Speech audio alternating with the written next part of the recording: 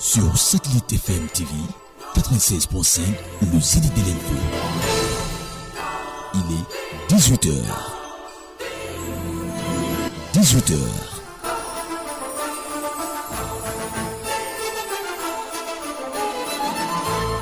La radio au Zénith.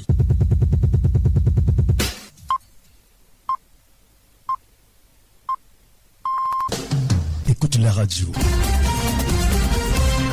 Satellite FM 96.5. Le journal.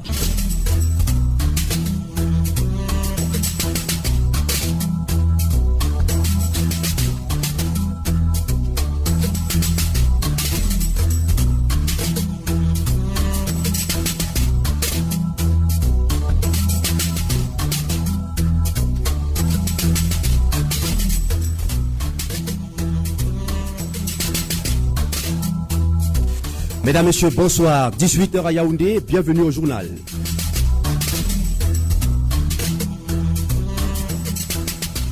Nouveau management à l'office du baccalauréat du Cameroun, Étienne Roger Minkoulou est le nouveau directeur de l'instance. Les défis qui attendent la nouvelle machine sont multiples. Dans ce journal, vous aurez les clichés de Raoul Christophe Bia.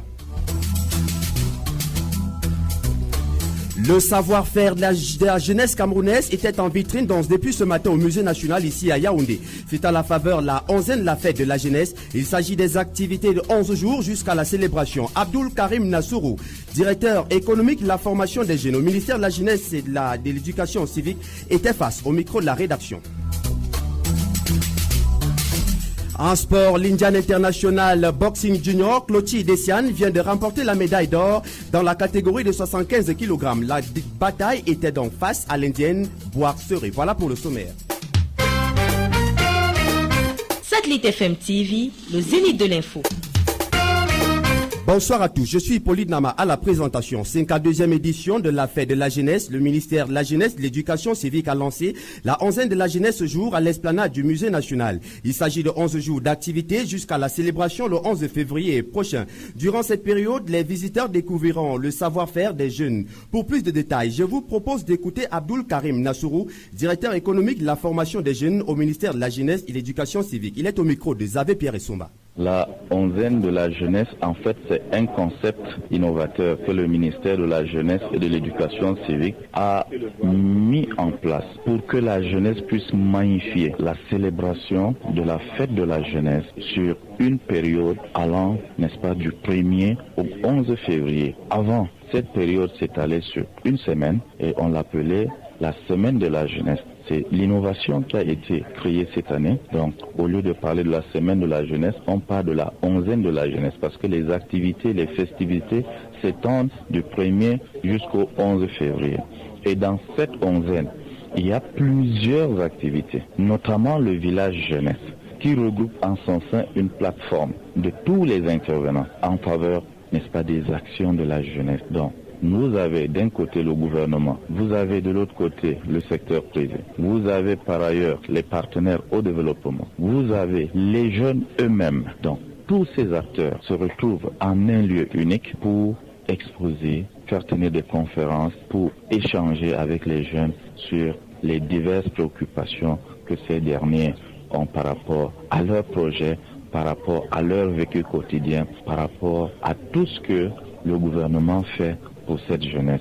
Restons dans le même volet, insertion professionnelle en milieu jeune, les pouvoirs publics recensent le taux d'emploi au Cameroun. C'était à l'occasion, ce jour à Yaoundé, la 13e conférence annuelle des services centraux et déconcentrés du ministère de l'Emploi et de la formation professionnelle. Il en ressort que 2 sur 3 jeunes Camerounais de 25 à 35 ans ont des difficultés à s'insérer dans le circuit de production. Marcel Tchungui. Les pouvoirs publics, à travers le ministère de l'Emploi et de la formation professionnelle, veulent appuyer l'efficacité des dispositifs de formation et d'insertion professionnelle au Cameroun.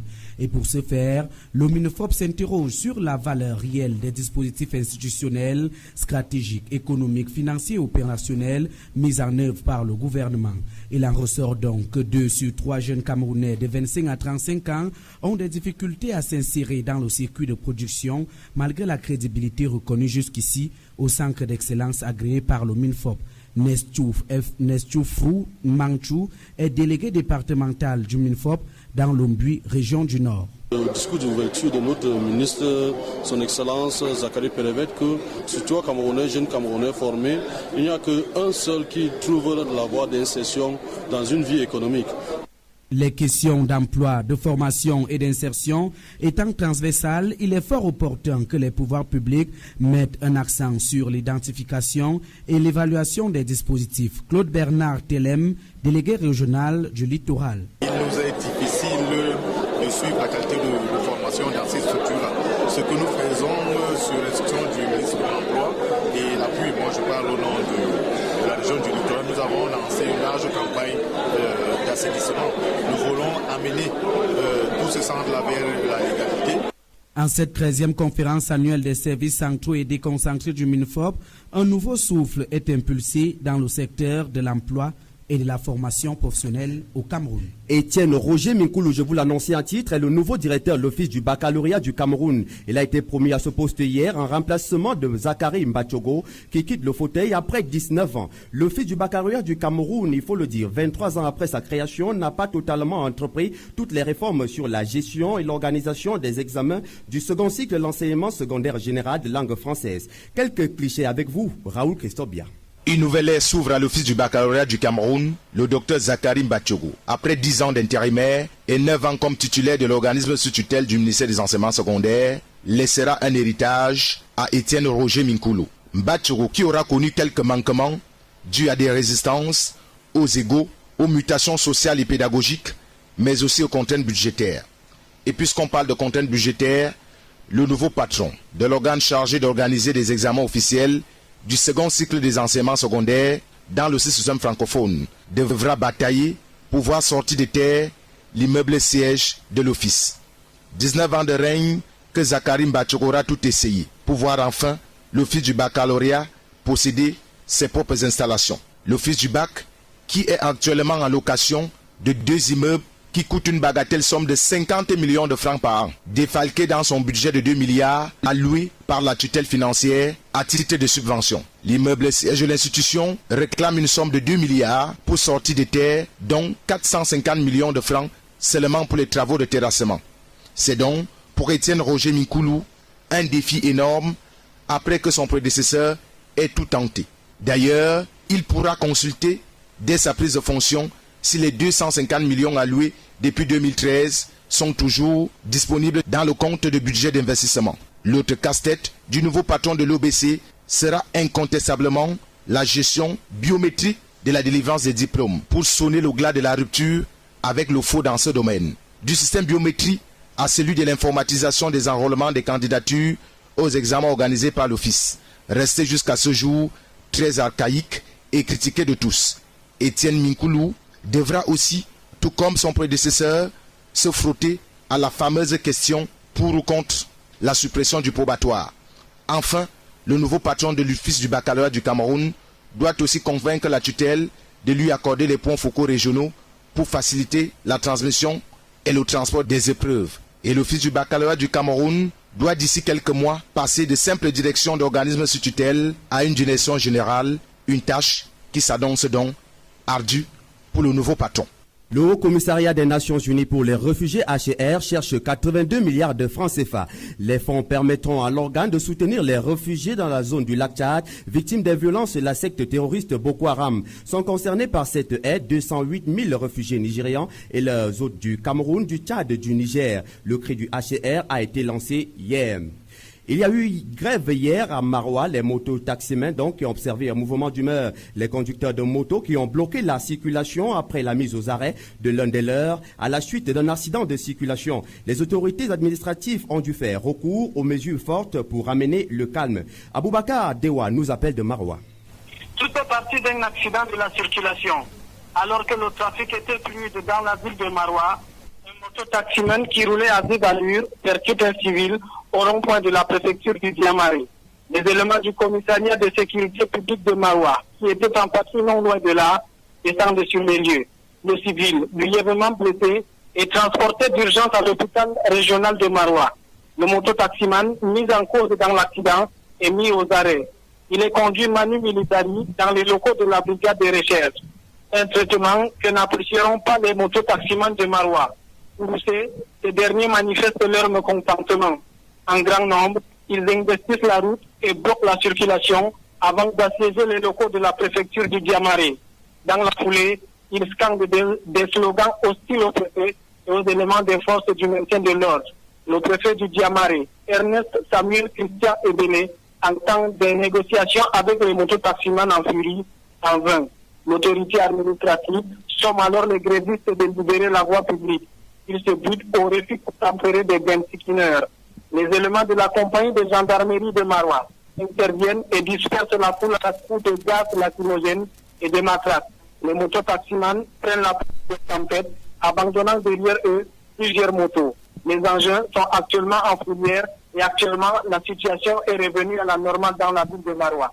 Depuis Marois, Béo Aboubakar, Satellite FM.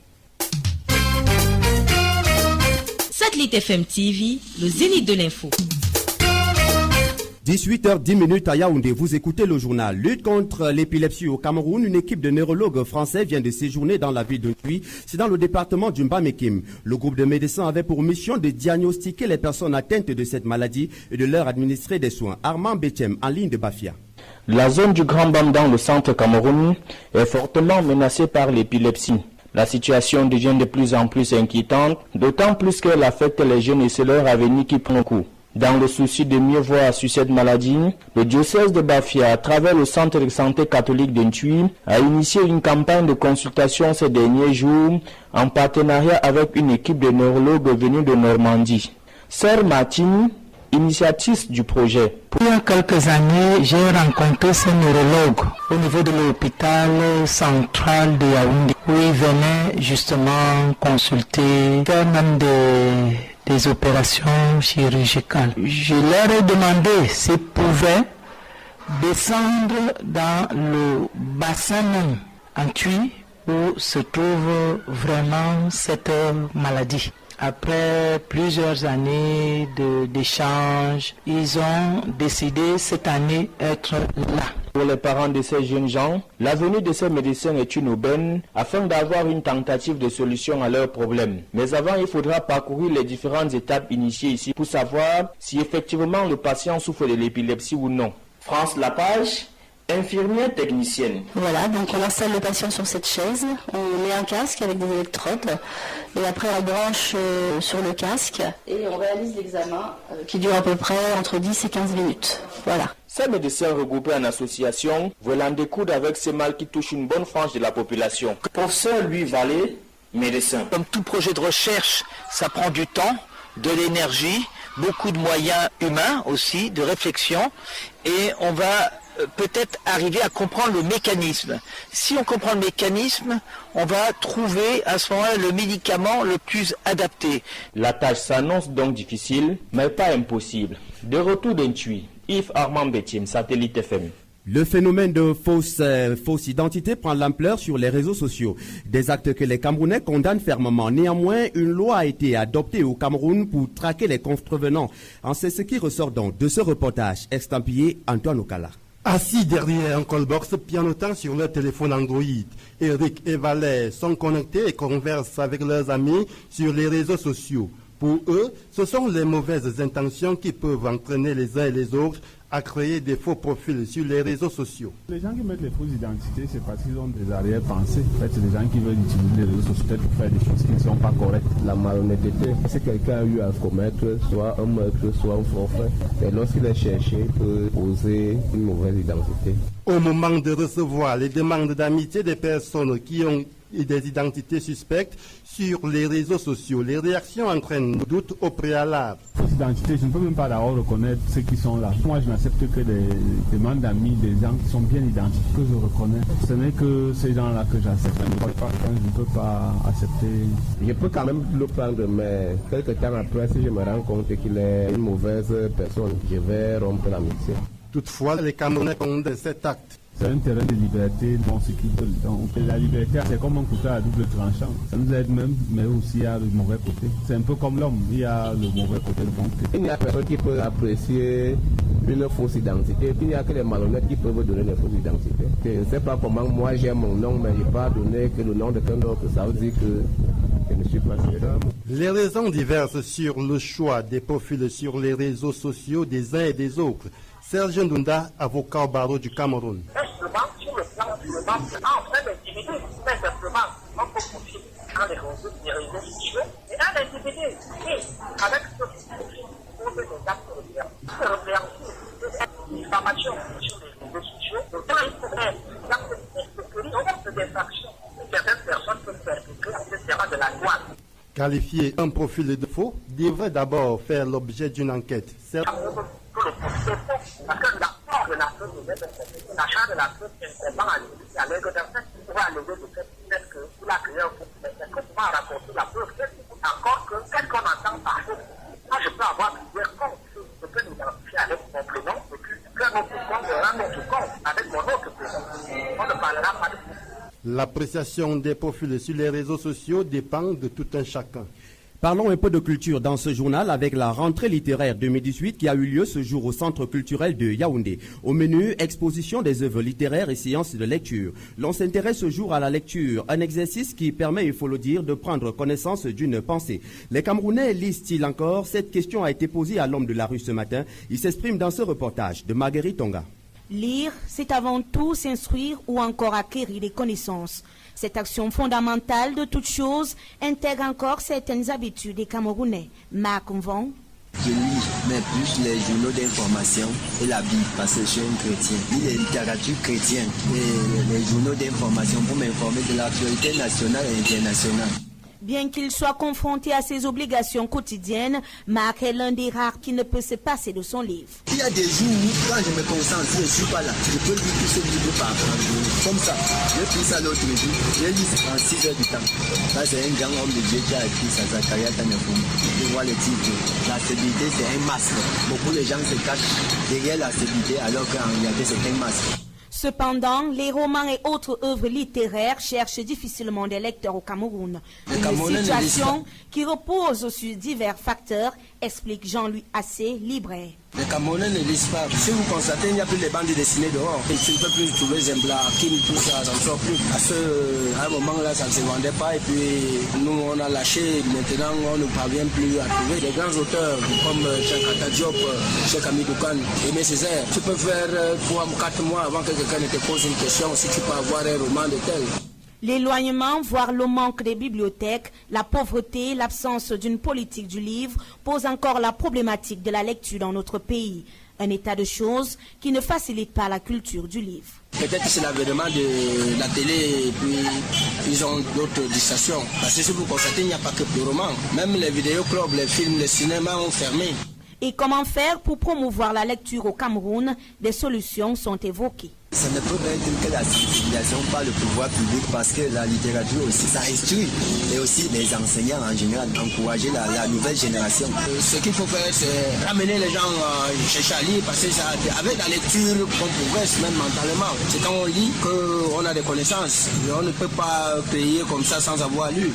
Des mesures qui viendront s'ajouter à quelques efforts qu'ont fourni déjà le gouvernement camerounais, notamment des salons et autres forats sur le livre.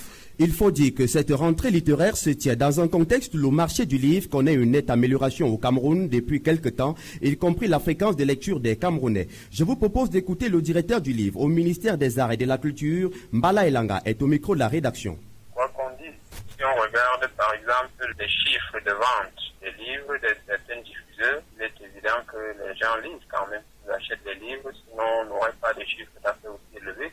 Je n'ai pas les chiffres exacts en tête, mais je sais que d'une manière globale, ça se chiffre en dizaines de milliards par an le marché du livre au Cameroun. Et il y a une augmentation, ne serait-ce que parce que, par exemple, sur le champ concernant le marché du livre scolaire, il y avait un certain nombre de titres qui étaient démultipliés dans les programmes, donc ça faisait quand même que les chiffres d'affaires des éditeurs étaient considérablement élevés. Maintenant, au-delà de ça, même en littérature générale, il faut regarder quand même le nombre de titres qui sont publiés chaque année pour voir qu'il est en augmentation constante. Donc, on suppose que les gens, ou tout au moins les éditeurs, publient davantage que les années antérieures. Satellite FM TV, le zénith de l'info. La page étrangère de ce journal annonce le télégramme. Sénégal, un sommet de haut niveau sur l'éducation vient de s'ouvrir à Dakar. C'est sous l'égide du président sénégalais Macky Sall et de son homologue français Emmanuel Macron.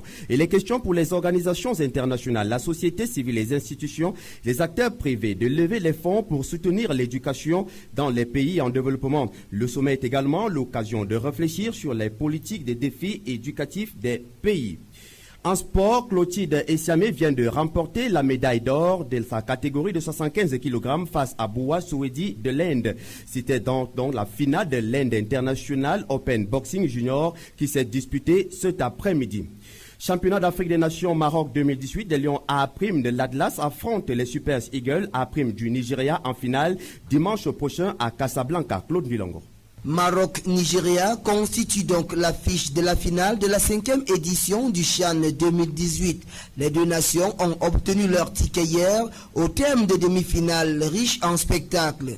À Casablanca, les Lions A' de l'Atlas ont disposé des Chevaliers de la Méditerranée 3-1 au bout de 120 minutes de jeu, avec le doublé de Yaoub El Kabi, meilleur buteur du tournoi avec 8 réalisations.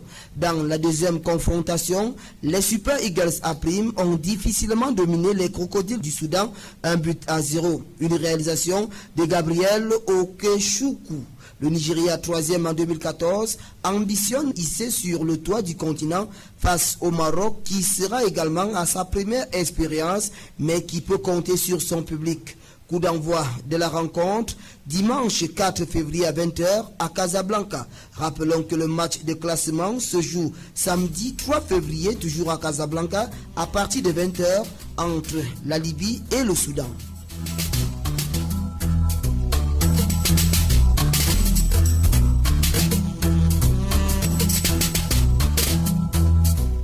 Ce journal s'achève. Marie-Judith Ebodé, Antoine Okala, Bibi Vogo, Ingrid Sombaga, Célestin Ona, la rédaction et moi-même, Hippolyte Nama, vous disons merci de votre aimable attention. Madame, Monsieur, à demain 18h. Satellite FM, le zénith de l'info. La chaîne urbaine qui déchaîne les passions. Je suis sûr vous allez tomber par son charme et toute l'envie. Toujours branché 24 sur 24. Satellite FM, c'est nos zéniths de l'info. Satellite FM, le bonheur qui comble vos préférences. Tous à vos récepteurs, écoutez la 96.5. Satellite FM, nos zéniths de l'info. Satellite FM, toujours plus près de vous. La chaîne urbaine qui en se délivre au cœur. Satellite FM, nos zéniths de l'info. Satellite FM, toujours plus près de vous. Yeah. La chaîne urbaine qui entremêle info plus ludique. La politique, l'économie, la culture, le sport et les divertissements. C'est l'hebdomadaire, l'anecdote, les magazines, divertissement et tout pour vous faire un plaisir. C'est la politique, l'économie, la culture, le sport, tout pour vous faire un plaisir. Des journalistes qualifiés, des techniciens attentionnés, des animateurs au-dessus de la mêlée. Une équipe jeune et dynamique qui rivalise d'adresse et de talent.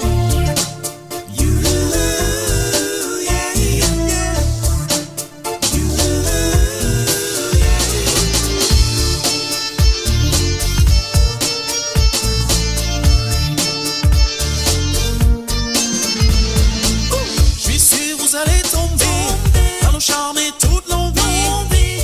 Vous allez même kiffer, apprécier, rester branché. Toujours à l'écoute de nos émissions.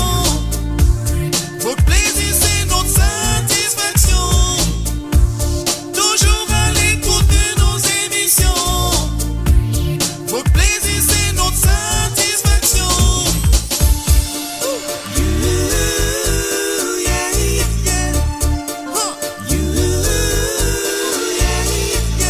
Satellite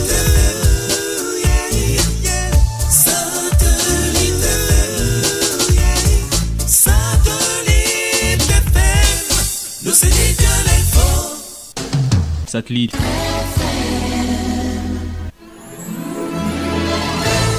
Sur Satellite FM TV 96.5, le Zénith de l'info. Il est 12h. 12h.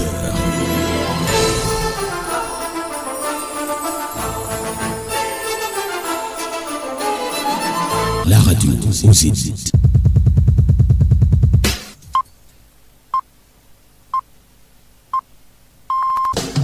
Écoute la radio. Satellite FM 96.5. Le journal. Antoine Zanga.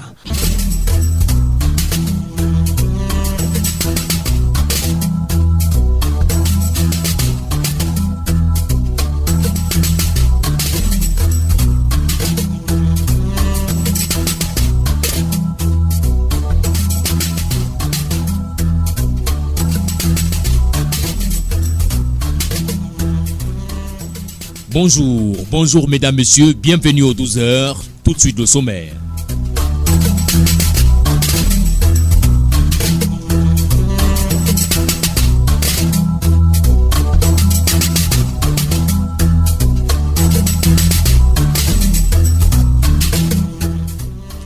Une alors, Sémé et 41 autres entreprises ne font plus partie du GICAM, le groupement interpatronal du Cameroun. Elles venaient d'être radiées de ce patronat pour cessation de paiement de leurs cotisations depuis plusieurs années. Constat général, la plupart d'entre elles, comme Citrafer, sont de grands corps malades. Occasion pour nous d'autopsier le management de l'entreprise camerounaise dans cette édition.